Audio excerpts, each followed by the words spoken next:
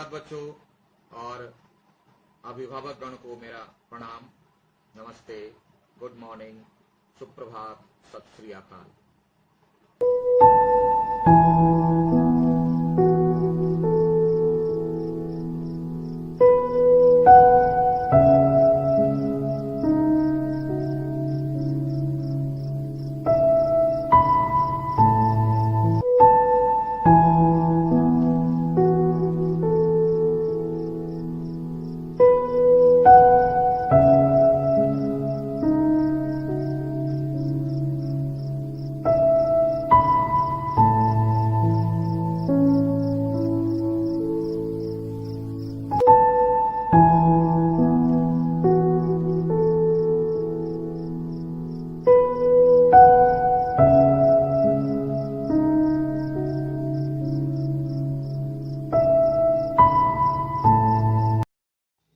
चलिए बच्चों, तो निकालिए कक्षा 5 के लिए साहित्य की पुस्तक संचिता। और हम लोग देख रहे थे पक्षियों का अस्पताल, नहीं? और इसमें बहुत सारी जानकारियां हम लोगों को मिली थी। हम लोग पाठ प्रारंभ कर चुके हैं, और आइए पाठ के दूसरे भाग में हम लोग चलें। हम लोग यहां तक देख चुके थे कि जब कबूतर घायल होकर गिरा तो दोनों बच्चे अमन और अंशिका बहुत चिंतित हो गए। चिंतित इसलिए हो गए कि उनके परिवार में उनके माता पिता के द्वारा यही शिक्षा मिली थी कि सभी को दर्द होता है, कष्ट होता है, और उसे हमें दूर करने का उपाय करना चाहिए। तो ये कैसे होगा भाई? पक्षी तो घायल हो गया, तो पापा ने कहा कि बेटे चिंता की बात नहीं है, मैं इन्हें कहां ले जाऊंगा? इसे पक्षियों के अस्पताल ले जाएंगे, वहां यह कबूतर बिल्कुल ठीक हो जाएगा। तमन्ना अंशिका बोले, पक्षियों के अस्पताल? मैंने तो सुना है कि आदमी का अस्पताल होता है, बहुत है, अस्पताल है, नर्सिंग होम है, ये पक्षियों का अस्पताल पहली बार सुना बच्चों ने। तो पिता ने कहा, हाँ बच्चों, पक्षियों का अस्पताल। यह अस्पताल दिल्ली के लाल किले के सामने है, दिल्ली की घटना है इसलिए। और यह अस्पताल, पशु पक्षियों का अस्पताल, हमारे रामपुर हाट में भी है।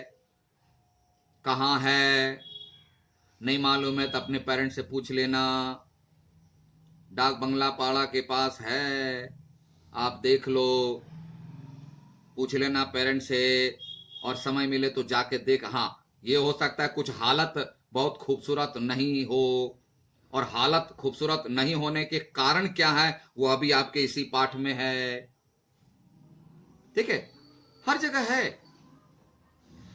तो यह अस्पताल दिल्ली के लाल किले के सामने है। वहां बीमार और घायल पक्षियों का मुफ्त उपचार होता है।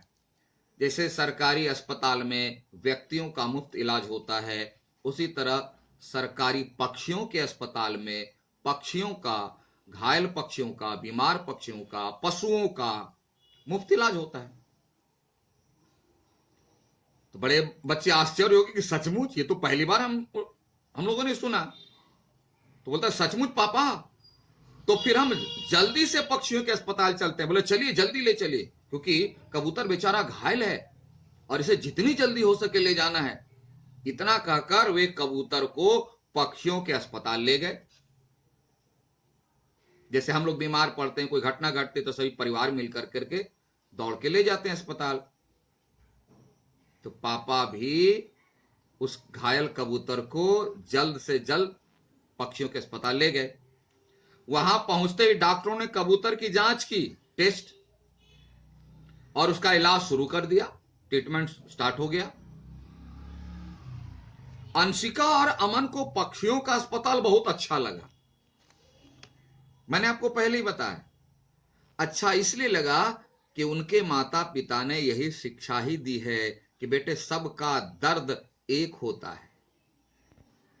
उसे महसूस करना चाहिए और उसे दूर करने के उपाय करने चाहिए, क्योंकि सभी जीव हैं, एक हैं। तो उन्हें बहुत अच्छा लगा और उन्होंने पापा से पूछा कि पापा, क्या कबूतर फिर से ठीक हो पाएगा? हम लोग भी डॉक्टर से पूछते हैं कि डॉक्टर साहब, भैया ठीक हो जाएंगे ना? कोई दिक्कत तो नहीं है ना? कोई परेशानी तो नहीं है ना? सबको चिंता लगी रहती है। देखिए, अमन और अंशिका एक पक्षी के घायल होने पर कितने चिंतित हैं। मैंने पाठ के शुरू में ही आपको बताया, यही होना चाहिए। नाम में सिर्फ फर्क है, बॉडी के कंस्ट्रक्शन में सिर्फ फर्क है और विवेक में फर्क है। क्या इसके चलते हम किसी से घृणा कर सकते हैं? क्या इसके चलते हम किसी को मरने के लिए छोड़ दे सकते हैं? नहीं ना। हमारा भी तो बॉडी कंस्ट्रक्शन बहुत होता है। बहुत आप वीडियो यूट्यूब में या न्यूज चैनल में देखे होंगे, मैगजीन में न्यूज़ें पढ़े होंगे कि बहुत सारे मनुष्य ऐसे हैं जिसके हाथ है ही नहीं, दोनों पैर नहीं है, दोनों हाथ दोनों पैर नहीं है, चारों नहीं है, फिर भी हमसे अच्छा काम कर लेते हैं। तो शरीर का कंस्ट्रक्शन में तो उसमें भी फर्क आ गया, फिर भी काम कर। क्या उसे मरने दें? है तो इंसान। तो इंसान से भी ऊपर एक शब्द है जीव। प्रत्येक जीव से प्यार कीजिए।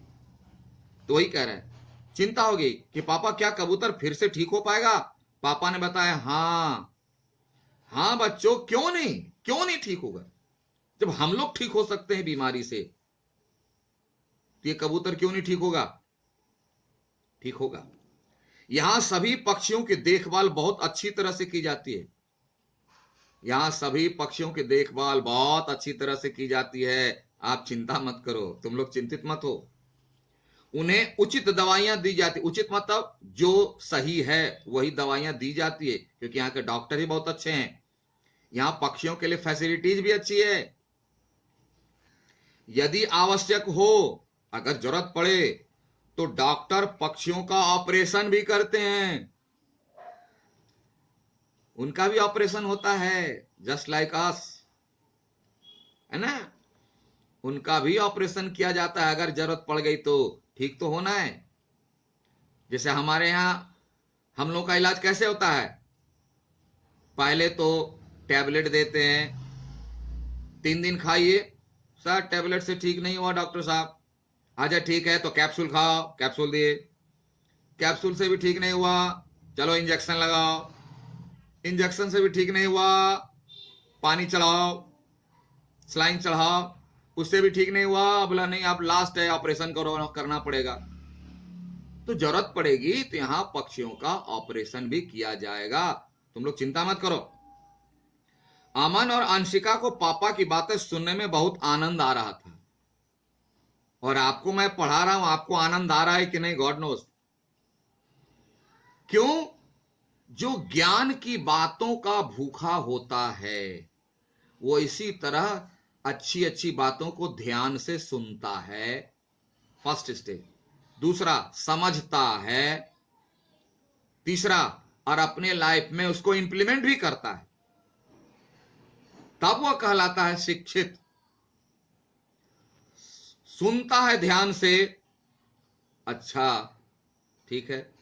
समझता है ध्यान से, लेकिन थर्ड स्टेज नहीं करता, यानी जीवन में पालन नहीं करता, वह पढ़ा लिखा कहलाता है, शिक्षित नहीं कहलाता। तो ये बच्चों को देखो, इनका प्रभाव, ये ध्यान से सुनते भी थे और उन्हें मजा आ रहा था। बहुत बच्चे को पढ़ने में बहुत मन नहीं लगता है, और बहुत बच्चे को पढ़ने में मन लगता है। क्या न्यू न्यू लेसन है, नई नई बातें हैं। और अमन और अंशिका अपने लाइफ में इंप्लीमेंट भी करते हैं। इसका पता कहां चलता है? कि जब घायल कबूतर को देख के ये दोनों चिंतित हो गए, पापा से पूछा कि पापा अब क्या होगा? पापा ने उसे चिंता मत करो, इसका हॉस्पिटल है। और उसके बाद पूछा कि पापा, क्या कबूतर फिर से ठीक हो पाएगा? ये चिंता बताती है कि ये कबूतर यानी पक्षी के लिए भी चिंतित हैं। ये दोनों, इन पर प्रभाव पड़ रहा है। इट मीन्स ये शिक्षित हैं। हमें भी ऐसा ही बनना चाहिए। अमन और अर्शिका पापा की बातें सुनने बहुत आनंद आ रहा था। वे उस अस्पताल के बारे में और भी बातें जानना चाहते थे, और कुछ, क्योंकि उन्हें आश्चर्य लगा कि मनुष्य का अस्पताल तो देखे बहुत फैसिलिटी वाली, पक्षियों का अस्पताल भी होता है। तो कैसे होता है, कहां होता है, कैसे चलता है, क्या सरकार चलाती है, क्या मतलब वगैरह वगैरह जितनी बातें उनके मन में प्रश्न के रूप में उभर रहे थे, उसे वो जानना चाहते थे। अमन ने पापा से पूछा, पर पापा सारे पक्षी तो एक समान दिखाई देते हैं। ध्यान देना, सारे पक्षी तो एक समान दिखाई दे। आप भी देखे होगे, आपके सामने अगर 10 कौवे हो, 5 कबूतर हो, तो देखोगे सब कबूतर तो एक ही लगता है। अब कौन किसका नाम, उनके तो नाम होते नहीं ना, हम लोगों की तरह नाम, एड्रेस, मोबाइल नंबर तो होता नहीं है। तो डॉक्टर साहब कैसे पता करते होंगे कि इस पक्षी को यह बीमारी है, इस पक्षी का इलाज ऐसे करना वैसे करना है, कैसे पता चलेगा? सबका तो चेहरा एक ही लगता है। तो ही पूछा, पर पापा सारे पक्षी तो एक समान दिखाई देते हैं, तो डॉक्टर उनकी पहचान कैसे करते हैं, कैसे पहचानते हैं वो कि किसकी बीमारी कौन है? इसके इलाज करने के चलते उसका इलाज कर देंगे। तो पापा बोलते हैं, बेटा हमारी ही तरह पक्षियों की बीमारी के इलाज का भी लेखा जोखा होता है, यानी डिटेल। कभी हॉस्पिटल गए होगे तो देखे होगे, जो पेशेंट होते हैं तो सबके बेड पर एक तख्ती लगी हुई थी, लिस्ट की टंगा हुआ होता है। उसमें पेशेंट का नाम, डिजीज डॉक्टर प्रिस्क्राइब करके लिखते हैं, किस समय क्या देना है नहीं देना है, दिया गया है नहीं दिया गया, सब उसमें रहता है। और टाइम टू टाइम डॉक्टर आते हैं, नर्स आती है, चेक करते हैं। बस ऐसे ही होता है। सबका अलग अलग बेड होता है, पक्षियों का भी अलग अलग जगह होती है, और सबका नंबर होता है। क्लास में देखो ना, हम लोग जाते हैं सब्स्टिट्यूशन में, सबका नाम तो मालूम नहीं, रजिस्टर पर लिखा हुआ है, लेकिन अब रजिस्टर पर लिखा हुआ है रमेश, बोलेगा यस सर, अब सही में रमेश है कि नहीं, कैसे मिलान करेंगे? तो क्या करते हैं, सबसे आसान तरीका, रोल नंबर 1 2 3 4।